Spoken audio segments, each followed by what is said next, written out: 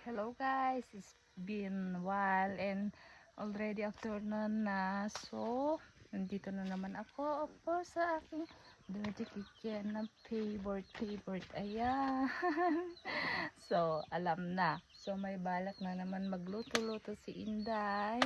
So, sobrang init nga kasi nga katatapos ko lang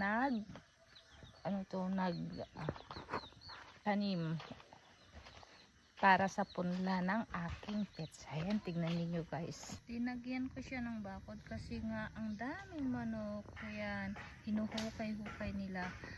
Ayan siya. And of course, nag-harvest na kami ng aming chicken from the farm. Ayan, farm. Ayan, sa poultry namin. Ayan siya. So, matitikman na namin ang aming egg. Ayan. So, ito yung mga na-harvest una. Ito, maliliit pa lang siya. Pero,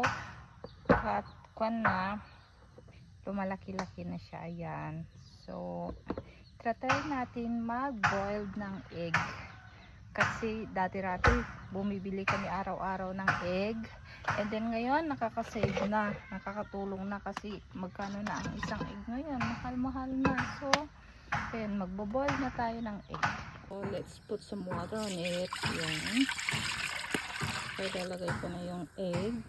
Mas gusto ko kasi mag-boil ng ganito. Dito ko siya bino-boil. Put the egg na. Fresh from the farm. Ayan, favorite ko lang naman ang mga vlogger na yan sa si Inday Runing. Ano na ba nga yung isa from Canada? Yeah.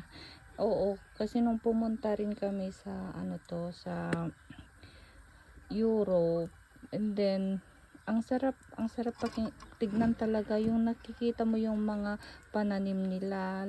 May mga kahoy din na sila na ganyan na panggatong-gatong, not only in the Philippines pero pati na rin sa ibang bansa. Saka mahilig din silang mag-garden, magtanim-tanim ng kung ano-ano like gulay. Iba't iba na klaseng ng gulay kasi mahilig sila sa mga fresh. Ayan. So, mostly sa kanila nag-alaga ng mga hayop. Ayan.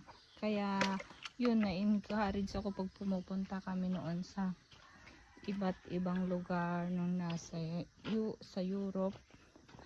And then, ayun, nakikita ko yung mga garden nila. As in, ang gaganda. At saka yung mga napapanood kasi ng mga Pinay na nag-vlog na ang hilig magtanim at mag-alaga ng mga hayop.